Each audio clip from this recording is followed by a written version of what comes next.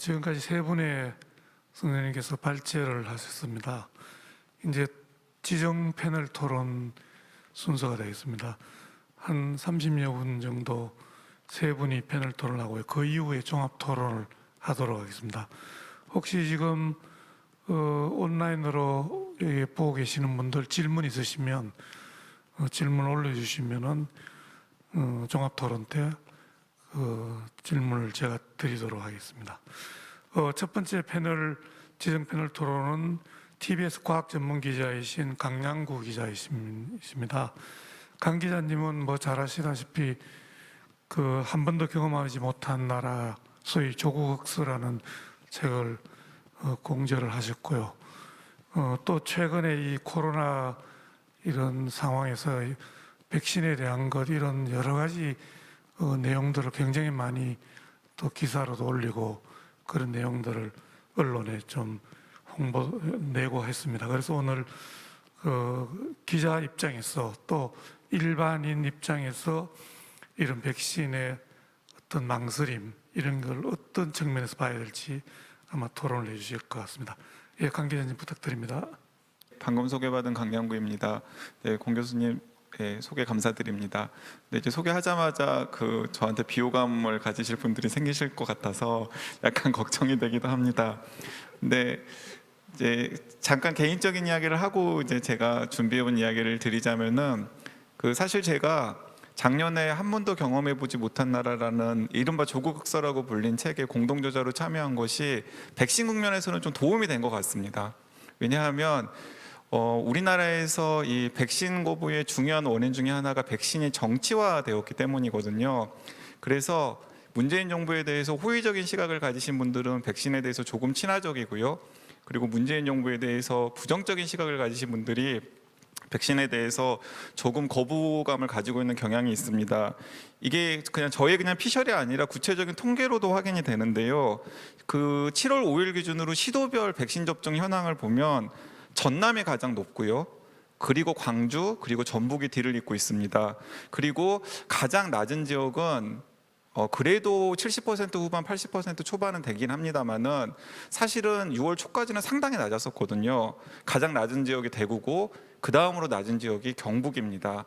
자, 이런 지역별 백신 접종 현황도 사실은 백신이 정치화되었다라는 것을 보여주는 하나의 지표라고 할 수 있는데요. 우리나라는 사실은 심각한 문제는 아닙니다만은 백신 접종이 어느 정도 마무리가 되고 있는 미국 같은 경우에는 백신의 정치화가 심각한 문제입니다.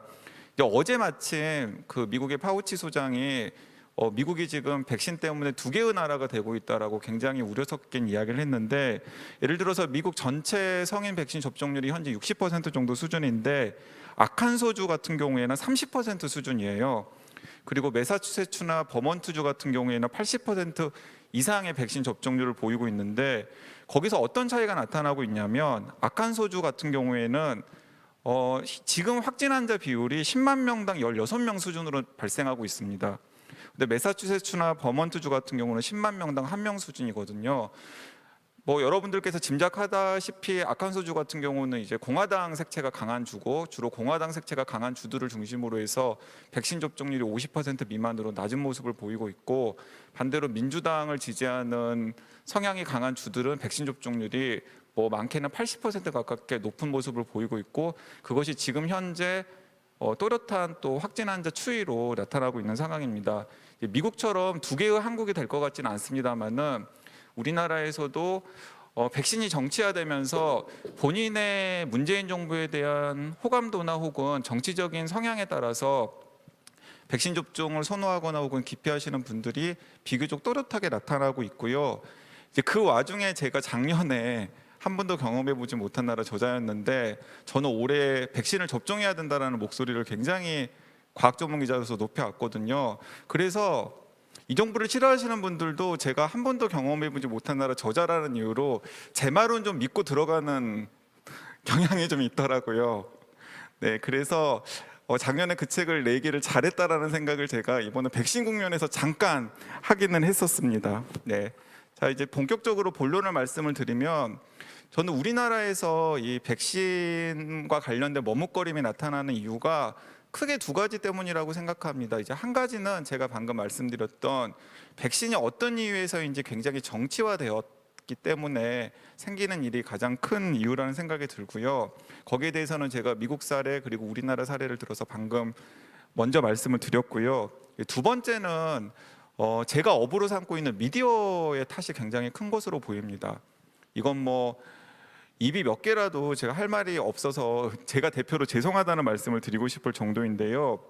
자, 그렇다면 백신과 관련된 미디어 보도가 왜 이렇게 엉터리일까를 생각을 해보면 한 세 가지 정도의 이유가 있는 것 같습니다. 이제 첫 번째는 보통 미디어가 그 재난이라든가 아니면 어떤 사건을 보도할 때 전형적인 프레임이 있습니다. 예를 들어 이제 재난 보도 혹은 사건 보도의 프레임이라는 게 있는데요. 몇 가지 특징들이 있어요. 일단은 그 미디어의 재난 보도나 사건 보도의 프레임에서는 가해자나 피해자가 비교적 명확합니다. 네, 가해자도 명확하고 피해자도 명확하고 또 보통 명확한 가해자, 명확한 피해자를 짚고서 이제 기사를 만들어냅니다.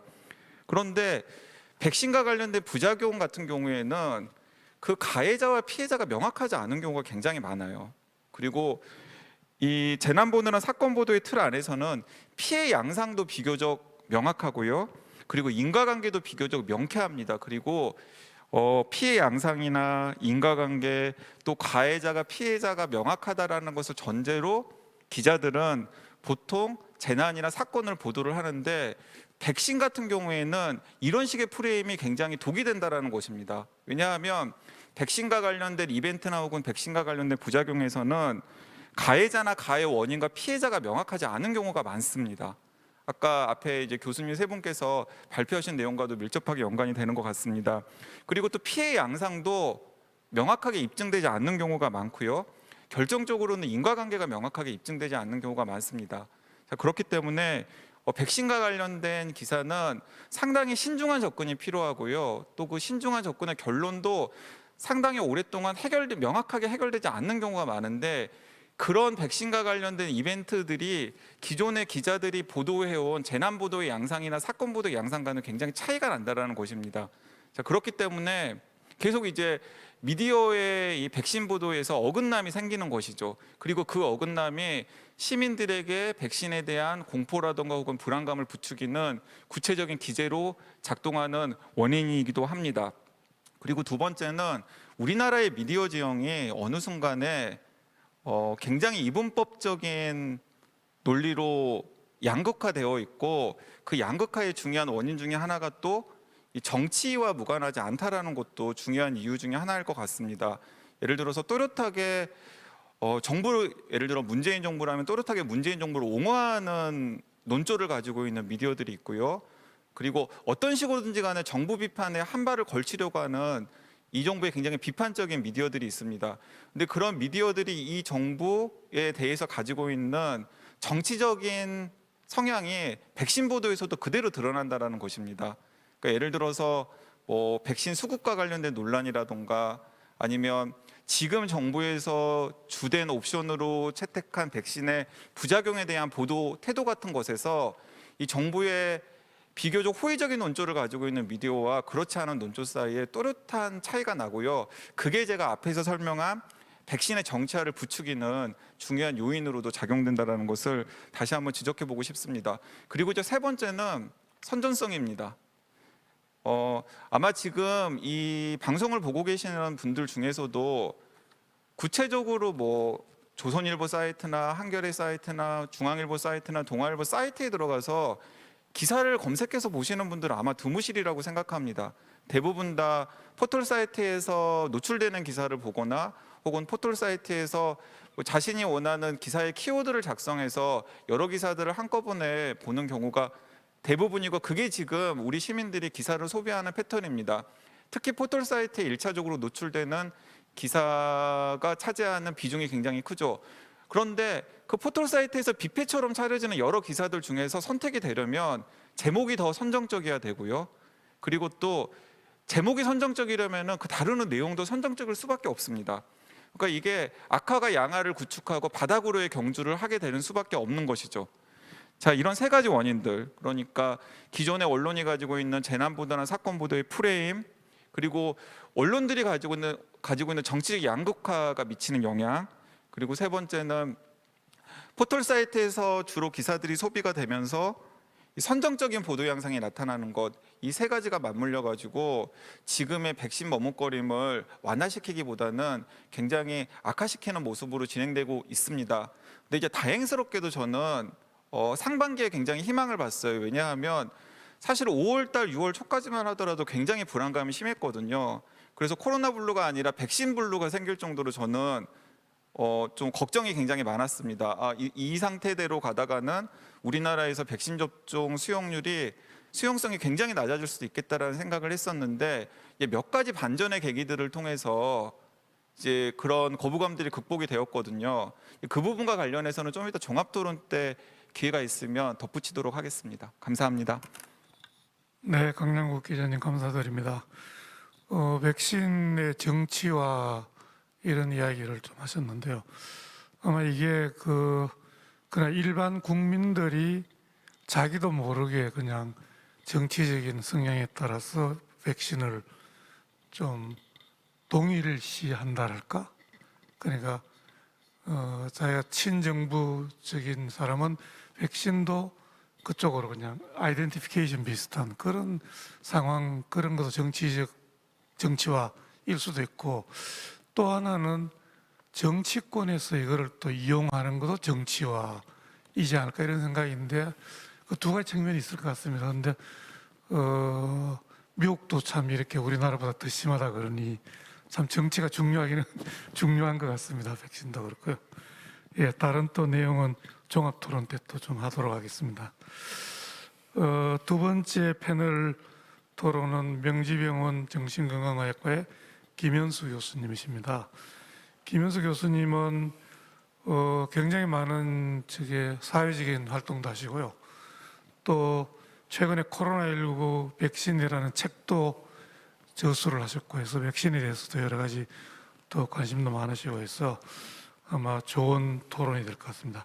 김현수 교수님 부탁드립니다. 네, 소개 감사합니다. 작년에 코로나 심리 지원 관련 활동을 하면서 이제 백신 국면이 열리면서 백신과 관련된 다른 나라의 반응, 또 우리나라의 반응을 예측하게 됐는데요. 백신 접종이 시작되면서 굉장히 국제적으로 많은 이제 부작용들이 시작되는 것을 보게 됐어요. 그러면서 이제 백신 자체, 또 백신 접종이 굉장히 많은 그 윤리적인 문제부터 시작해서 국제적인 문제를 일으킨다고 하는 것을 특히 이제 뭐 미국이나 영국을 보면서 알게 됐는데요. 사실 굉장히 사회적으로 움직이지 않는 것으로 유명한 정신 분석가들까지 나서서 백신 망설임을 보여서는 안 된다. 백신 망설임에 관해서 골방에서 상담하던 정신 분석가들까지 나서서 국민들과 대화를 하겠다. 이렇게 나서는 거 보니까 이게 굉장히 심각한 문제구나. 백신 망설임이 그런 거를 알게 됐고, 백신 망설임이 왜 이렇게 중요한 문제인가라고 하는 거를 이제 여러 가지 방면에서 검토하게 됐는데, 어찌됐든 이 코로나 팬데믹이라는 21세기에 겪게 된 인류의 가장 큰 사건에 관해서 전 세계의 과학자들은 현재 이 문제를 해결할 수 있는 유일한 방안은 백신 접종이라고 결론을 내렸는데, 그 백신 접종이라고 하는 결론을 방해하는 장애물이 백신 접종 머뭇거림, 백신 접종 거부가라는 사실이 굉장히 충격을 받은 거죠. 이렇게 특히 이제 아마 미국부터 시작된 트럼프 대통령의 태도부터 아마 충격을 받았던 것 같은데요. 백신을 맞지 않겠다라는 태도가 여러 가지 입장으로부터 나오기 시작했는데, 백신 접종하지 않겠다는 네 가지의 태도도 있고요. 또 맞겠다는 사람들도 누가 먼저 맞아야 할 것인가라는 우선순위 문제가 또 굉장히 복잡한 문제로 대두가 됐고, 또 누가 먼저 맞을까 하는 것에서도 세치기가 나타나는 현상이 일어나서 아마 해외 토픽으로 아마 의사가 백신을 훔쳐가는 일부터 생기기 시작하고, 그것이 또 이제 신문의 토픽이 일어나고, 또 의사부터 맞아야 되느냐, 노인부터 맞아야 되느냐, 또 어떤 미국의 일부 주에서는 교사를 먼저 맞춰야 된다라는 그런 논쟁이 일어났던 경우도 있었다고 합니다. 또 거부나 주저 현상을 나타나는 이유도 굉장히 다양하게 나타나면서 또 우리나라도 잠깐 그런 여론이 있었는데 반백신 안티백서 분들의 운동이 또 전면에 다시 나타나면서 또 여기가 그런 분들 주장이 나타나기도 하고 또 주사 공포증. 영국은 어쨌든 BBC에서 그 10% 된다는 주사 공포증 환자분들을 위한 특별 방송을 하더라고요. 뉴스 시간에 그 10%의 국민들을 위해서 그것을 상담하는 병원을 지정해서 거기서 상담받으라는 그런 지정 병원을 정해서 홍보해 주기로 하기도 하는데 아마 이제 미국에서 의사당 점령하는 사람들 중에서 상당한 사람이 이 음모론과 관련된 백신 음모론과 관련된 사람이었다는 뉴스도 있었는데 거대한 음모론, 아마 빌 게이츠 음모론. 한국 사람들은 빌 게이츠 음모론 보고 다 웃었는데 미국 공화당 지지자의 절반은 빌 게이츠와 백신의 음모론이 연관돼 있다고 하는 것에 관해서 무려 하여튼 40%가 그게 진실이다라고 초기에는 얘기했다고 하는 것도 저도 굉장히 놀랐는데요. 또 반면에 이스라엘이라는 작은 나라는 아주 초기에 굉장히 빠른 속도로 국민의 절반 이상의 이제 접종률을 보였는데 그게 어떻게 가능했는지를 아마 과거 같았으면 저희가 알 수 없었을 것 같아요. 그런데 이렇게 전 세계가 인터넷을 통해서 또 유튜브를 포함한 이런 다양한 미디어를 통해서 알게 되니까 아마 우리나라의 드라이브 스루부터 시작해서 굉장히 많은 정보를 가져갔다고 하는데 뭐 하여튼 다양한 이야기들이 이 백신을 통해서 우리가 알 수 있었던 것 같습니다. 저는 처음에 굉장히 충격이었어요. 미국이 이 여러 인종과 종교와 연령에 따라서 유일한 해결책이라고 하는 백신 접종에 관해서 공화당 지지자의 40%가 맞지 않겠다는 거, 30-40대가 맞지 않겠다는 거, 또 미국도 이 아프리칸 계통의 미국인들은 과거 미국의 매독 치료의 역사 때문에 집단 접종을 하지 않겠다라는 태도가 있다라는 거, 지금도 그 백신 모니터링하는 그 미국의 어떤 통계 관련 기구에 따르면 히스패닉과 뭐 흑인 계통 분들은 모니터링에 따르면 어느 정도가 아직 백신 접종에 대한 협조가 되지 않는다라는 보고들이 있는데 이게 정당, 인종, 지역에 따른 백신 접종에 대한 거부율 이런 것들을 사회가 어떻게 매니지하고 모니터링할 것인지에 대한 사회공학적인 접근 또는 심리적인 접근 이런 것들을 정말 다각적으로 요구하거나 이게 의학적인 문제, 정치적인 문제 이상의 어떤 문화적인 접근이 필요하다는 것을 여러 가지 차원에서 알게 됐고요.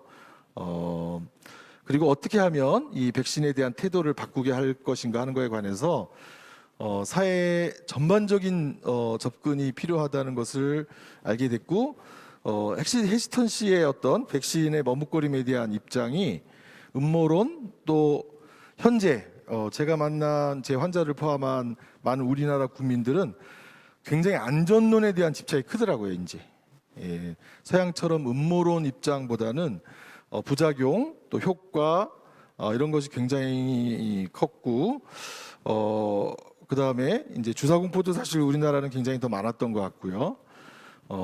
이제 이런 부분들에 관한 어떤 설명이나 교육이 굉장히 부족했다 이런 생각도 듭니다. 이스라엘의 사례를 보면 정말 우리나라 사례를 굉장히 많이 차용해서 우리나라는 이제 검진의 이런 속도전을 펼쳤는데 과감하게 이제 백신 접종의 사례를 갖다가 저희 사례를 갖다 쓰지 않았나 생각하고 오상훈 선생님 발표 때도 말씀드렸는데 정말 언론을 차단하고 지도자부터 접종하고 백신을 맞은 분들에게 그린 패스포트를 발행하고 또 이 백신 자체를 정치적으로 선거전에 이용하는 다각적인 차원에서 이스라엘이 속도전을 펼쳐서 결국 아주 빠른 접종을 할 수 있었지 않았나 그런 생각이 들고 제일 사실 국민 수가 얼마 안 돼서 그렇지 가장 빠른 접종률을 보인 나라는 속도전으로 사실 부탄이라고 하는데, 부탄은 종교를 활용해서 저 스님하고 같이 다니면서 접종을 부처님이 함께 해주셨다라고 해서 접종률 자체는 가장 많이 빨리 올린 나라로 소개가 되고 있는데요. 그래서 국제 사례로 소개되는 시간에 가서 들은 바가 있는데, 어쨌든 이렇게 이제 국민들의 마음을 움직이는 다양한 방식을 활용해서 그리고 또 사실 이 어떤 서비스 디자인이나 행동 전략을 활용하는 팀이 또 함께 참여해서 미국도 이제 워낙 접종률이 높아지지 않으니까 굉장히 다학제 팀이 참여를 해가지고 여러 가지 접종 행정을 간소화한다든지, 아까 오상원 선생님이 플랫폼에서 상담을 해주는 게 필요하다고 말씀하셨는데 상담을 무료화한다든지, 이익을 어드밴티지나 프리빌리지를 준다든지, 우선권 프리빌을 준다든지, 또 다양한 포스터를 만든다든지 이런 거를 또 여러 가지 프로세스를 만들고 이제 마지막으로 뭐 리더들 그랬는데, 결국 가장 중요한 것은 미디어였다고 해요. 백신 접종에 관한 사람들의 태도나 심리를 결정짓는 것, 현대인들에게 가장 중요한 건 미디어였다고 하고요. 그런데 아까 우리 여러분들이 말씀하시고 허 교수님도 말씀하시고 강 기자님도 말씀하셨는데, 입장에 따라 접종률 태도에 따라 보는 미디어가 달랐다는 거죠. 예. 민주당 사람들, 공화당 사람들, 접종한 사람들, 접종하지 않은 사람들이 보는 미디어가 다 달랐다는 거였고, 그래서 결국 효과적인 미디어 전략이 가장 중요했다는 거고요.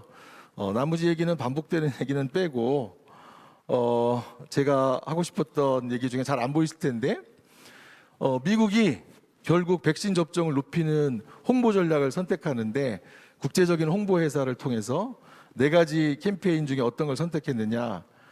사랑하는 사람 위해서 너 백신 꼭 맞아야 된다. 백신 맞으면 그래야 뭐 여행 갈 수 있다든지 여러 가지 했는데, 미국 사람들이 가장 많이 선택한 것은 사랑하는 사람을 위하여 맞아야 된다. 이게 이제 가장 미국 사람들이 선택한 건데요. 제가 이걸 한국 사람들 대상으로 했더니 한국 사람들은 이미 많은 사람이 맞고 있다. 그러니 너 맞아야 된다. 이게 한국 사람들은 가장 많이 선택해서 이게 문화적인 차이가 있다. 한국 사람들은 다 맞으니까 지금 너만 빼고 아무도 다 맞았어. 너만 안 맞았어. 이러면 맞게 된다. 사실 백신 접종을 높이기 위해서 이 머뭇거림을 줄이기 위해서는 다양한 전략이 필요한데, 어쨌든 이런 집단주의 전략이 우리도 지금 저희 병원에서도요, 다 맞았다라고 하니까 지금 접종률이 확 올라가지고 지금 3차 맞을 때는 아무도 안 남은 것 같은데 이랬더니 저희 병원도 지금 접종률이 확 높아졌어요. 이런 다양한 전략들이 활용되는 그래서 효과를 높이지 않나 생각하고, 끝으로 정부의 아쉬운 것은 아까 여러분들이 말씀하셨는데 정부가 좀 더 홍보를 적극적으로 했어야 되지 않나 그런 생각이 들고, 언론은 지나치게 우리 정부가 잘하고 있고 국민이 잘하고 있는 것들을 홍보하기보다는 지나친 부작용을 너무 극대화시켜서 국민들을 거의 위협하지 않았나 이런 생각이 들고요. 세 번째는 젊은이들이나 학생들에게 조금 더 백신에 대해서 과학적으로 교육을 해서 자신감을 북돋을 필요가 있는데, 젊은이나 학생들은 너무 이 백신에 관해서 소외시켜서 현재 젊은이나 학생들이 이 백신에 관한 태도가 좀 소외되지 않았나, 이런 게 현재까지의 정책의 좀 아쉬운 점이라고 생각이 됩니다. 네, 여기서 마치겠습니다. 감사합니다. 예, 김영석 교수님 감사드리고요. 몇 가지 중요한 점을 좀 짚어주시는 것 같습니다. 우리나라 사회가 확실히 좀 획일적인 사회이긴 한 것 같아요. 그러니까 많은 사람들이 그냥 하는 거를 따라가는 자기만 빠지면 좀 불안해지고 이러니까 하여튼 많은 사람들이 조금 이렇게 해서 가는 길을 따라가니까 초기에는 안 맞는다는 쪽이 조금 더 사람들이 뭐 음모론이나 이런 거 있어서 좀 두고 보자 그러니까 다 그냥 두고 보고 그러다가 어느 순간에 조금 이게 분위기가 조금 바뀌는 것 같으니까 막 조금 올라가고 조금 그런 느낌을 받네요. 그리고 뭐 여러 가지 지금 해결책에 대해서 말씀을 해주셨습니다. 종합 토론에서 조금 더 이야기를 듣도록 하겠습니다. 마지막 지정 패널 토론은 서울 아산병원 감염내과의 김성한 교수님이십니다. 김성한 교수님은 이제 감염내과이시니까 실제로 이제 환자를 치료하는 또 그런 쪽이라서 약간의 또 입장이 다를 수는 있을 것 같습니다. 백신에 대해서는요. 그렇지만 어쨌든 감염내과의 입장 또 의사 입장에서 어떤 측면이 있는지 토론해 주시겠습니다. 김성한 선생님 부탁드립니다. 네, 저는 이제 이게 백신 망설임이 굉장히 중요한 이슈기는 한데 오히려 이게 미국같이 이제 백신이 남아 도는 나라에서 사람들이 안 맞을 때 엄청나게 중요한 이슈지만 지금 현재 우리나라는 수요가 공급을 못 따라가고 맞고 싶어하는 사람이 너무 많기 때문에 지금 당장은 망설임 이슈보다는 지금 별로 안 되는 이 백신을 어떻게 하면 잘 활용해서 하나도 낭비 없이 빨리 맞추는 게 중요한가에 대해서 제가 좀 먼저 말씀드리고 마지막에 부연을 좀 하겠습니다. 지금 지난주부터 환자가 이제 폭발적으로 증가하는 거에 대해서는 제가 한 3가지 이유를 생각하고 있는데 첫 번째는 델타 변이입니다. 델타 변이는 지금 소위 말하는 영국 알파 변이보다도 1.5배에서 2배 정도 전파력이 높기 때문에 당연히 이제 환자 수가 더 증가할 수밖에 없는 그런 상황이고요. 이게 이제 빠르면 몇 주 내, 늦어도 몇 달 내로는 이제 우세종으로 우리나라에서 자리를 잡을 거로 생각하고 있습니다. 두 번째는 이제 취약계층에서 환자가 많이 생기는 건데 저희가 뭐 외국인 노동자에서 환자가 많이 생기고 이런 거 겨울에 많이 보셨을 텐데 이 코로나 바이러스는 랜덤하게 그냥 파퓰레이션에 뿌려지는 거기 때문에 이게 뿌려지면 예전에 백신 안 맞던 시절은 연세 많으신 분들한테 랜덤하게 뿌려지면 그분들이 사망하고 중환자실 가고 활동량이 많지는 않아서 그 정도 환자가 생겼다면 지금은 뿌려지면 그 백신 맞은 연령이 높은 분들에서는 다 튕겨 나옵니다. 결국은 이제 젊은 사람한테 도드라지게 뿌려짐을 당할 수밖에 없고 그 젊은 사람이 취약계층이 됩니다. 마치 그러면 이제 그분들이 활동량이 많기 때문에 환자 수가 이제 폭발적으로 증가할 수밖에 없는 그런 상황인 겁니다. 그래서 지금 이제 고위험층을 많이 맞췄고 물론 기저질환 있는 분들을 지금 연령에 따라 해서 못 맞춘 거는 있지만 지금 중환자 숫자는 140명 정도로 지금 일정하게 유지되고 있습니다. 그 고령층이 많이 맞아서 그래서 오히려 이 전파를 차단하는 목적으로 지금 국면을 전환을 시도한다면 지금 이게 무증상 감염자 줄이는 것까지 다 확인됐기 때문에 저희가 전문 용어로 링백시네이션이라고 하는데 취약계층에 백신을 빨리 뿌려야 됩니다. 그러니까 예를 들면 수도권이나 서울에 좀 더 집중적으로 백신을 접종하는 그런 전략을 좀 고민해야 될 수도 있을 것 같습니다. 세 번째는 이게 이제 냉난방기 사용인데요. 이게 이 코로나 바이러스는 뭐 5월달에 미국 CDC에서도 공기 전파가 주 전파라는 것을 인정했고요. 그래서 이제 한여름이나 한겨울이 제일 위험합니다. 저희가 이제 한겨울에 많이 환자가 생기는 거는 문을 닫고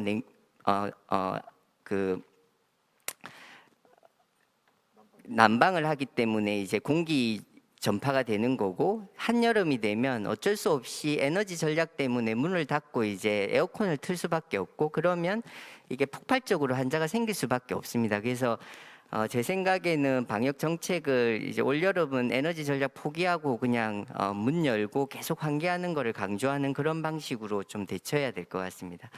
그래서 이제 이런 지금 현재 이제 사망자 수가 백신을 많이 30% 이제 그 고연령층에 맞췄기 때문에 중환자 수가 적기 때문에 예전에 12월에 하듯이 문 닫는 방식 이런 방식으로는 지금 수능도가 많이 떨어질 수밖에 없습니다. 그래서 결국은 아까 말한 그런 환기나 이런 백신을 효율적으로 활용하면서 이제 백신 접종률을 빨리 끌어올리는 수밖에 없는데, 한 가지 말씀드리고 싶은 거는 지금 아직 백신에 대한 행정 규제가 너무 강합니다. 저희가 이제 이미 1,000만 명 이상 우리도 경험이 쌓였기 때문에 의사 한 명당 100명을 맞춰야 된다.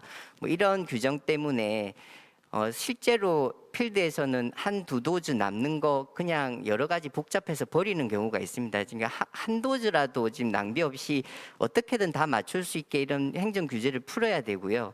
그다음에 이제 경험이 많이 쌓였기 때문에 그런 이전에 갖고 있던 그런 뭐 의사 찾는다고 백신 지금 있는 백신 뭐 창고에 쌓아놓을 필요 없이 무조건 빨리 맞춰야 됩니다. 그래서 드라이브 스루로 맞추던 어떻게든 빨리 맞추는 방법으로 행정 규제를 완화해야 되는 게 되게 중요하다. 그렇게 좀 말씀드리고 싶고, 이제 마지막으로 조금 이제 접종률이 올라가면 이제 헤지턴시의 이슈가 부각될 수밖에 없는데, 한 가지 이제 저는 부탁드리고 싶은 게 뭐 저희 외래 많이 옵니다.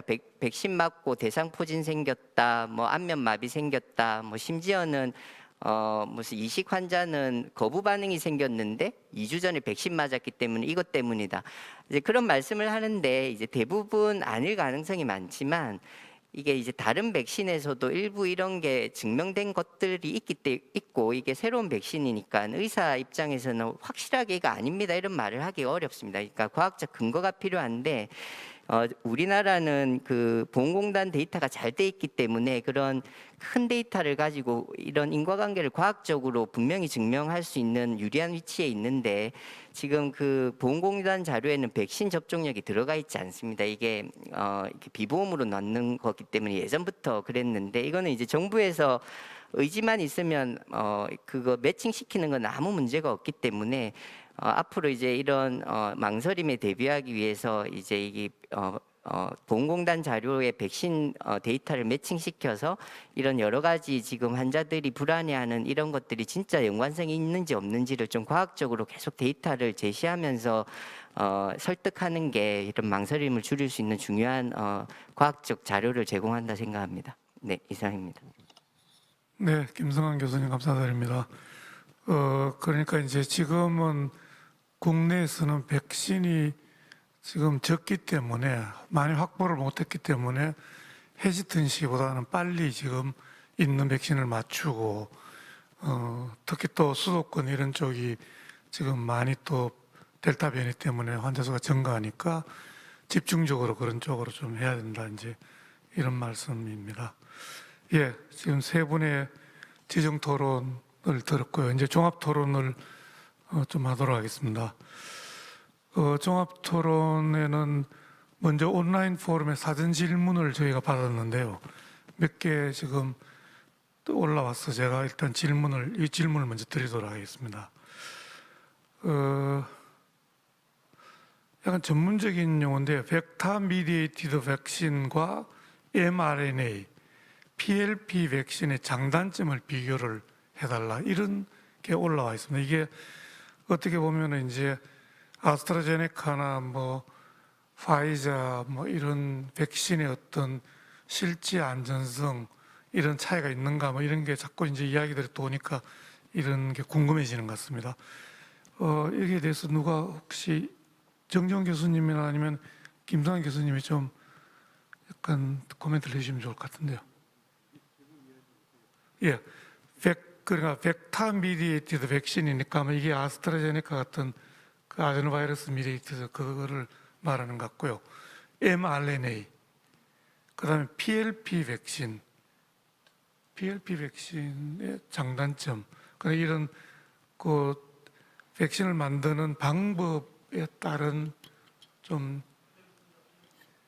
네. 일반적으로 지금 우리나라에서 계약된 3종의 백신을 기준으로 설명을 드리겠습니다. 먼저 바이러스 전달체 백신은 지금 아스트라제네카랑 얀센이 사용이 되고 있고요. mRNA 백신 같은 경우에는 모더나와 화이자가 사용이 되고 있고, 합성항원 백신 같은 경우에는 노바백스가 도입이 될 예정입니다. 그런데 우리나라에 도입된 백신 같은 경우에는 기전상 차이가 있긴 하지만 우리가 중환자 예방이나 사망 예방에 있어서는 모두 동등한 효과를 보일 것으로 예상을 하고 있고요. 감염 예방 효과는 이제 바이러스 전달체 백신이 mRNA 백신보다 조금 떨어진다. 그 다음에 그 합성화원 백신은 중간 정도다. 이제 이런 데이터는 임상 3상 시험에서는 나와 있습니다만 실제 현장에서 접종한 데이터로 봤을 때 그 차이가 우리가 좀 의미가 있을 만큼 큰지에 대해서는 조금 더 검토해 볼 필요가 있을 것 같고요. 그 다음에 백신 접종 후 생기는 중증 이상 반응 같은 경우에는 바이러스 전달체 백신은 이제 혈소판 감소성 혈전증이라는 희귀 부작용이 확인이 되어 있는 상태이고, 그리고 이제 치명률도 유럽에서 평가하기로는 10에서 20% 정도로 평가가 되고 있습니다. 그렇기 때문에 바이러스 전달체 백신은 연령에 제한이 조금 걸려 있는 상태이고요. 그리고 mRNA 백신은 일반적으로 효과가 이제 어느 정도 유지가 되고 변이 바이러스에 대한 업데이트도 용이한 그런 장점이 있습니다만, 거기서도 이제 접종 연령을 확장하는 과정에서 젊은 성인 남성에서 또는 어린 남성에서 그 심장염증 관련 질환이 증가한다는 보고가 있기 때문에 아직까지 조금 더 추가적인 평가가 필요한 상황입니다. 그래서 요약에 설명을 드리면 현재 국내에 도입된 백신은 대부분 효과적이고 매우 안전하고 전체적으로 봤을 때 백신 접종의 이익이 손해보다 훨씬 더 큽니다만, 특정한 집단에 대해서는 조금 더 안전한 선택을 할 수 있는 옵션이 있다. 그 정도로 설명을 드리겠습니다. 예, 일부에서 아마 그 mRNA 방법이 새로운 방법이니까 약간 좀 장기적인 측면에서 좀 불안하다 뭐 이런 이야기들은 좀 있는 것 같더라고요. 괜찮으시겠죠? 네, 백신의 장기적인 영향에 대해서는 기전상이나 아니면 과학적인 원리상으로 볼 때 장기적인 영향까지 미치기에는 백신 자체에 능력이 없지 않나라는 게 제 개인적인 의견이고요. 그럼에도 불구하고 많은 국가들과 우리나라에서도 장기적인 부작용을 모니터링할 계획을 가지고 있습니다. 그리고 이런 데이터는 실제 접종을 하면서 저희가 얻을 수 있는 거기 때문에 한 3년이나 4년 정도가 지나면 안전성에 대한 확신을 얻을 수 있으리라고 봅니다. 네, 알겠습니다. 또 다른 질문은 교차 접종은 안전한가요? 이런 질문이 좀 올라와 있는데, 요새 교차 접종에 대한 이슈가 초기에는 상당히 좀 에비던스가 없어가지고 조금 우려를 했는데, 또 일부에서 뭐 더 효과적이다 이러다가 최근에는 뭐 꼭 그런 것 같지가 않다 이런 이야기도 나오는데, 혹시 김성환 교수님? 네, 그 교차 접종 이슈는 이제 데이터가 막 나오고 있는 상황이니까 좀 바뀔 수 있는 부분이 있지만, 현재까지 데이터를 제가 간단하게 요약해드리면 아스트라제니카 1차 접종하면 부작용이 굉장히 부작용이라는 거는 이제 뭐 이렇게 열난다든지 몸살 증상이라든지 맞은 부위가 아픈 걸 말합니다. 그런 게 다른 뭐 인플루엔자나 이런 백신보다 월등히 좀 높은 건 사실이고, 2차 접종하면 그런 빈도가 거의 4분의 1, 5분의 1로 줍니다. 근데 반대로 파이자 백신 같은 mRNA 백신은 1차 접종 때는 부작용이 좀 경미하고 2차 때 부작용이 거의 아스트라제니카 1차 부작용보다 유사하거나 조금 적은 정도로 좀 증가합니다. 그다음에 이제 교차 접종의 경우는 지금 제일 이제 우리가 선호하는 교차 접종 방법은 아스트라제니카 맞고 지금 현재 우리나라에서는 파이자 교차 접종인데 mRNA, 그랬을 때 그 mRNA를 교차했을 때 부작용은 mRNA 2번 맞았을 때 2차 접종 부작용과 거의 유사한 정도로 나타납니다. 그 말은 아스트라제니카 2번 맞을 때보다 아스트라제니카 파이자를 맞으면 2차 접종 때 좀 덜 할 수 있는 부작용이 약간 증가하는 부분은 있는데, 그거에 비해서 이제 얻을 수 있는 이득은 뭐 그런 혈소판 감소성 혈전증 위험이 적은 것뿐만 아니라 항체가에 대한 데이터가 지금 한 2-3개 그룹에서 나오고 있는데, 지금 컨시스턴트하게 나오는 거는 최소한 mRNA 백신 2번 맞은 것만큼 나오거나 또 그거보다 더 높다고 나오고 있습니다. 그래서 원래 이론적으로 이렇게 다른 플랫폼으로 했을 때 면역 원성이 더 좋은 거는 예전부터 좀 알려져 있었습니다. 그래서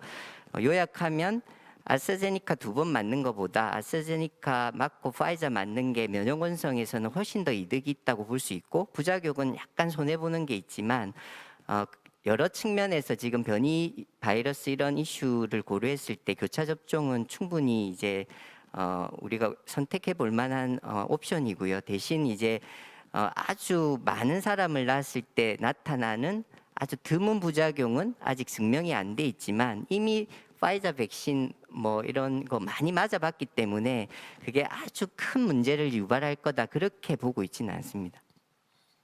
예, 그럼 결론적으로 그 어떤 백신을 그냥 1차에 맞고 2차에 같은 걸 맞는다든지 또는 뭐 다르게 맞는다든지 하는 게 크게 문제는 없다는 말씀이신 거죠? 그냥 그게 어베일러블 하면 네, 맞으면 된다. 맞습니다. 그렇게 이해하시면 됩니다. 알겠습니다. 백신에 대해서는 확실히 지금 오늘 발표나 토론을 들어보면 이득이 손해보다 훨씬 많다 하는 거는 정말 과학적인 근거인 것 같긴 합니다. 그럼에도 불구하고 이제 여러 가지 루머나 뭐 이런 게 도는 거는 또 그에 대한 불안 심리 여러 가지 또 문화적인 배경 뭐 이런 게 있겠죠. 아까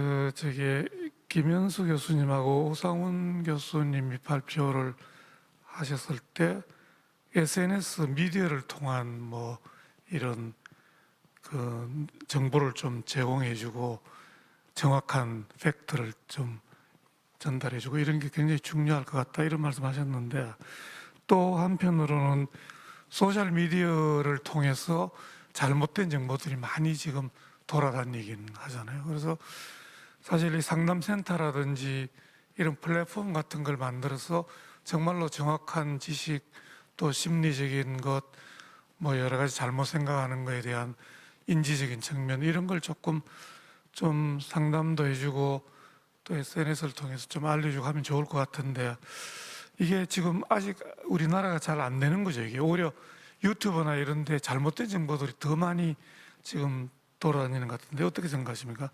김현수 선생님, 이게 정부나 이런 쪽에서 이런 노력을 조금 더 하면 좋지 않을까 이런 생각이 드는데요. 네, 아마 코로나 팬데믹 때 전과 가장 다른 현상이 작년 2020년대부터 나왔던 얘기가 인포데믹이거든요. 그게 과거와 다르게 유튜버 그 전에는 유튜버를 통한 그런 정보의 범람이나 개인 방송을 통한 정보의 가공이나 그런 게 없었는데 이제 유튜버 방송이 생기면서 개인 방송을 통한 다양한 무책임한 이제 정보의 범람이 생기면서 때로는 이런 정부 방송이나 아주 믿을 만한 과학 방송보다 60만 뭐 100만 이렇게 구독자를 갖고 있는 그런 인플루언서라는 분들의 영향이 이 권위 있는 그런 과학 방송이나 정부 방송보다 높은 영향력을 미쳐서 어떤 집단적인 행동을 선택할 때 그분들의 영향이 더 커지는 그런 사례도 발생할 수가 있기 때문에 아마 미국의 그 화장지 사건부터 시작해서 여러 가지 그 집단 사재기 내지는 그런 행동이 일어났던 일들도 다 그런 유튜버 내지는 개인 방송으로부터 이제 발단이 시작되었기 때문에 그 인포데믹과 개인 방송의 영향은 아마 이번 코로나 팬데믹 때 분석하는 과정에서도 굉장히 큰 영향으로 이제 분석이 되는 것 같은데 다행히 이제 우리나라에서는 아마 그런 영향이 이제 이번에 이 전개 과정에서는 아주 크게 영향을 미치지는 않았던 것으로 하는데 하지만 뭐 해프닝은 뭐 굉장히 많았었죠. 코로나 바이러스가 무슨 그 저희 머리 말리는 그 뜨거운 제가 쓰지 않아서 머리 말리는 기계로 드라이기로 하면은 그게 뭐 죽는다 초기에는 이제 그런 가짜 뉴스부터 시작해서 이제 그럴 때 이제 그거를 그 팩트 체크 그래서 아마 그 팩트 체크가 아주 정기적인 과정이 되었던 것도 아마 이번 코로나 시기에 굉장히 하나의 어떤 과정이었던 것 같습니다. 그런데 이제 그거를 굉장히 이 믿을 만한 기관이 해주는 것을 제때제때 해주는 것이 굉장히 국민들한테 필요한데 이거를 제때 해주지 않고 한참 있다 해주면 이 정보가 가공되는 과정에서 국민들이 오랜 시간 잘못된 정보에 노출되다 보니까 이제 그것을 믿고 지내는, 특히 이제 청소년이나 이런 친구들은 정보를 또 보태서 믿게 되기 때문에 이제 그런 잘못된 정보를 오랫동안 믿는 그런 현상들이 특히 이제 이 코로나 시기에 아주 새로운 현상이었던 것 같습니다. 그래서 인포데믹이란 말도 나오고 팩트 체크란 말도 나오고 하는 게 이번 코로나 시기 때 겪던 일이었고요.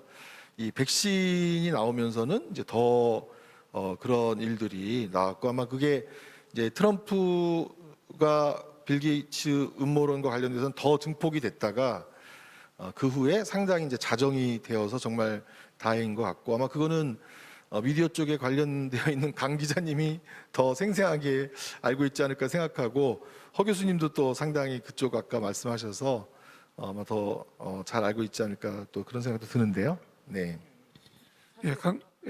허재원 교수님. 예. 저도 드리고 싶은 말씀은 그 말씀하신 정부가 뭔가 정보를 조금 더 제공하는 게 어떠냐 이렇게 말씀을 주셨지만 사실은 이제 아까 말씀드렸듯이 이게 뭔가 정쟁화되면서 정부가 더 정보를 제공을 하는 게 오히려 더 논쟁을 격화시킬 수 있다는 생각은 들기는 하고요. 지금 그 백신 수합 관련돼서 뉴스들이 계속 보도가 됐는데 거기 이제 댓글들을 보면 유통기한 임박한 백신들 효과가 다 떨어지는 거 아니냐, 뭐 쓰레기를 덤핑하는 거 아니냐 이런 식의 댓글들이 많이 올라오고 있고 거기에 이제 많은 분들이 호응하고 있는 모습을 보고 있는데 그래서 이제 또 급히 어제 어떤 미디어에서 팩트 체크를 또 다시 해주시더라고요. 그러니까 지금 사실은 미디어가 어떤 역할을 하는 것도 중요하고 정부가 계속 정보를 제공하는 것도 중요하지만 현재 그 많은 이야기들이 너무 정치적인 측면으로 지금 해석이 되고 있는 부분이 있어서 현재 포털 사이트의 연예 및 스포츠 뉴스에 대해서는 그 해가 더 크다는 결론이 나서 댓글창을 지금 닫아놓은 상황을 지금 볼 수가 있는데 특히 이 백신과 관련되는 건강 관련된 정책이나 뉴스에 대해서 이 댓글란이 어떤 의미를 가지고 있는지 이 부분도 좀 같이 고려를 해보았으면 좋겠습니다. 예. 강 기자님 어떻게 생각하세요? 이 백신의 정치와 정치적인 측면에서 참 문제가 있고 초기에는 사실은 굉장한 문제였는데 조금은 뭐 잦아드는 듯한 느낌은 저는 받는데 어떻게 생각하시는데? 네, 그렇습니다. 그 아까 제가 이 백신의 정치화가 가지고 있는 문제점에 대해서 다른 교수님들과 같은 맥락에서 좀 문제점을 지적을 해드렸고요. 방금 호 교수님께서 말씀하셨듯이 사실 그 댓글창이나 혹은 뭐 카카오톡 메시지 그리고 그 알고리즘에 의해서 이제 본인이 보고 싶은 것만 보게끔 하는 지금의 이 뉴스나 혹은 콘텐츠 소비 행태가 이런 백신 양극화 그리고 백신의 정치화를 더욱더 부추기고 있는 모습은 맞습니다. 근데 제가 한 가지 이제 주목할 것은 아까 그 김현수 교수님 발표랑도 일맥상통하는 대목인데 이제 그런 분위기를 이제 6월달에 어떻게 반전시켰는지를 생각을 해보면은 저는 이제 두 가지 전략이 하나 있었다고 생각하는데요. 그 제가 이제 농담처럼 이런 얘기를 최근에 백신 국면에서 자주 하는데 우리나라 사람들이 가장 선망하는 삶이 남 부럽지 않은 삶이잖아요. 네, 네, 그 어르신들도 항상 이제 남 부럽지 않은 삶을 살아라라는 조언을 하곤 하는데 그게 이제 빈말이 아니라 이제 우리나라의 집단주의적인 문화를 전형적으로 보여주는 말이 아닌가라는 생각이 들어요. 그러니까 본인의 정치적 성향에 따라서 혹은 본인의 신념이나 가치에 따라서 백신에 대해서 어느 정도 거부감이 있었던 사람들도 다른 사람들이 다 백신을 맞으면 혹은 다른 사람들이 다 백신을 맞는다고 그러면 혹은 내가 백신을 포기하면 내 백신이 다른 사람에게 돌아간다고 하면은 어쨌든 그 백신을 먼저 챙기고 보고 싶은 심리가 그게 좋은 심리인지 나쁜 심리인지는 모르겠습니다만은 어쨌든 간에 우리나라 사람들에게는 강하게 뿌리 깊이 있는 것은 사실입니다. 그건 사실 그 행동경제학에서 이제 많은 심리학자들이나 이제 행동경제학자들의 그 손실회피 같은 통찰과도 맞닿아 있는 것이라는 생각이 듭니다. 이제 그런 부분들을 의도했든 의도하지 않았든지 간에 우리나라 방역 당국이 좀 활용한 측면이 있었던 것 같아요. 6월달에 예를 들어서 미국에서 제공한 얀센 백신 100만 명분과 관련해 가지고 선착순으로 신청을 받아서 이 30대 남성들에게 모두가 다 맞도록 이 얀센 백신 30대 접종률은 90%가 넘거든요. 그러니까 그건 정말 놀라운 거죠. 또 얀센 백신과 관련된 30대들 같은 경우에는 그 혈소판 감소하는 희귀혈전 부작용이 보고가 되었음에도 불구하고 어쨌든 90% 신청자의 90% 이상의 백신을 접종했다라는 건 굉장히 놀라운 수치고, 또 대구 경북 같은 경우에 제가 아까 말씀을 드렸습니다만 5월 말만 하더라도 그 여론조사를 했을 때 백신 접종 동의율이 50% 정도밖에 안 됐었는데, 이렇게 너도 나도 아스트라제네카 백신이나 혹은 얀센 백신을 맞으려고 하는 분위기가 조성이 되니까 순식간에 일주일, 2주일 만에 그 비율이 10%, 20% 이상 치솟는 모습이 있었습니다. 그래서 앞으로 이제 50대 이하 접종이 본격적으로 7월 중순부터 진행이 되는데, 그때도 그런 그 사람들의 심리 혹은 사람들의 기존의 심리학이나 혹은 행동경제학 등에서 얻은 여러 가지 통찰들을 활용해서 어떤 심리를 지금 활용을 할 때 사람들에게 가장 효과적일 수 있을지 같은 것들을 좀 적극적으로 활용을 하면 좋겠다라는 생각이 들고, 이제 그런 분위기가 형성이 되면은 사실은 미디어는 따라갑니다. 네, 이게 또 참 이게 또 미디어에 종사하는 그 기자로서 부끄러운 일이긴 합니다만은, 미디어가 아젠다 세팅을 하는데 중요한 역할을 하기도 합니다만은, 또는 여론이 어떤 방향으로 딱 가게 되면은 그 여론을 또 따라가는 경향도 어쩔 수 없이 있거든요. 그래서 그런 부분들을 좀 주의 깊게 살펴서 좀 정책을 디자인했으면 좋겠다라는 생각이 들고요.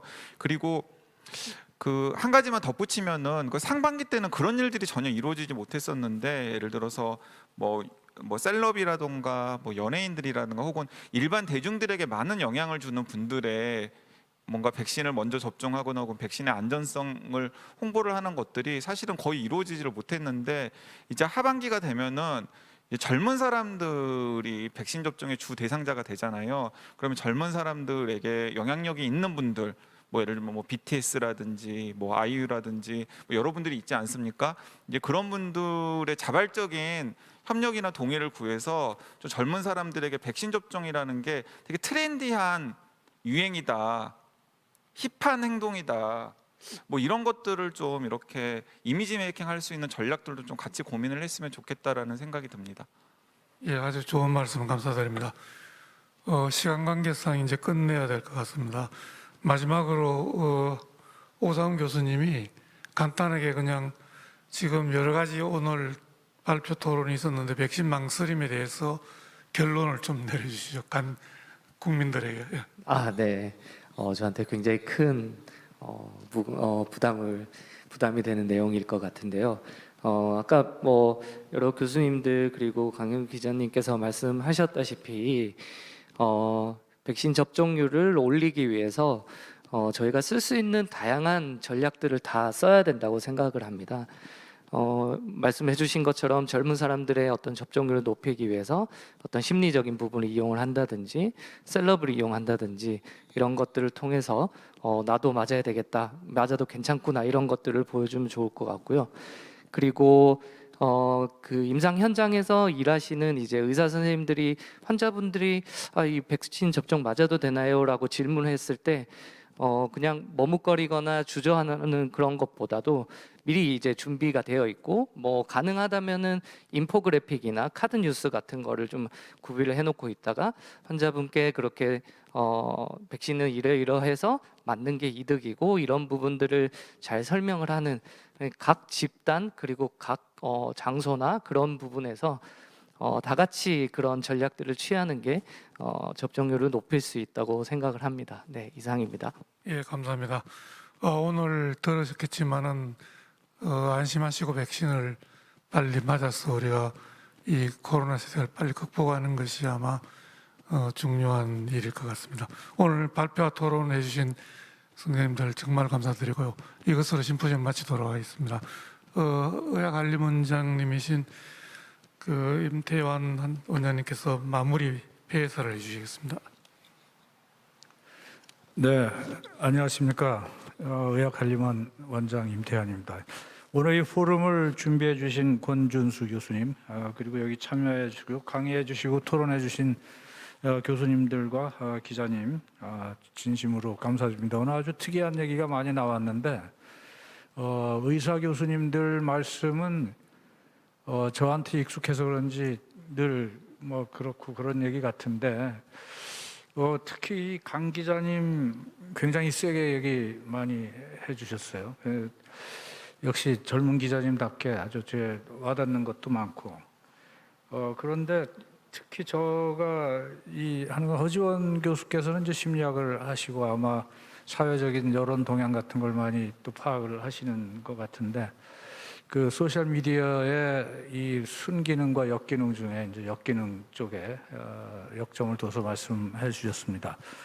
어쨌든 오늘 여러분들께서 다 들으셨다시피 이 백신을 기피하거나 망설이거나 하는데 여러 가지 이유가 있습니다.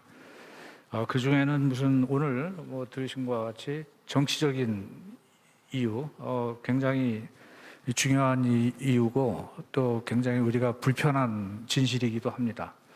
그거의 과학적인 어떤 거와는 관계없이 나는 이 정부가 싫기 때문에 이 정부에서 하라는 거는 하고 싶지 않다.